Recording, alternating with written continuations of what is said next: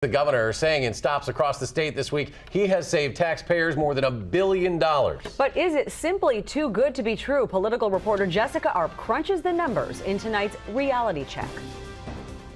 The governor is staking his entire recall campaign on the fact that his reforms have saved taxpayers money. A lot of money, $1 billion.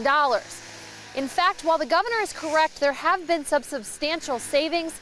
We found $1 billion is stretching the truth. Literally county by county all across the state, we document the savings that we can find from the reforms that we passed last year. This needs clarification. On his website, the governor says you can click by county to see the savings.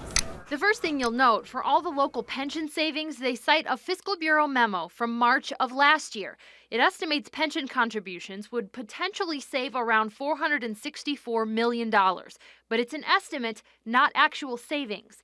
Second, it's based on 2009 payroll numbers. And since the state lost thousands of public workers due to retirement since then, the savings are less. Third, federal dollars are used to pay some local workers, and making them pay more for pensions doesn't save a municipality any money. Overall, it's safe to say that the savings here were less than projected, although it's hard to put a number on exactly how much.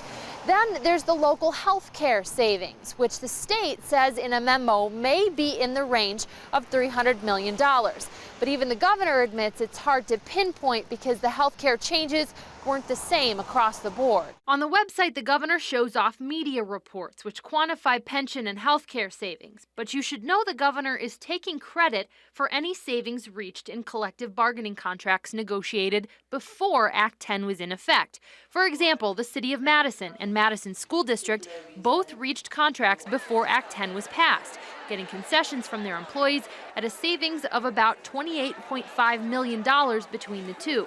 In Sheboygan, the school district and county employees agreed to more concessions than were even proposed in Act 10 at about $10 million.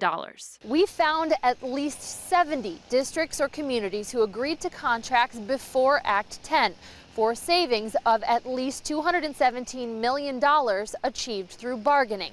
Whether the governor should get credit for that is up to you. Then we get to the state numbers, which are likely more exact. State pension savings is estimated at $226 million, and savings from health insurance changes total around $194 million. Let's total it up.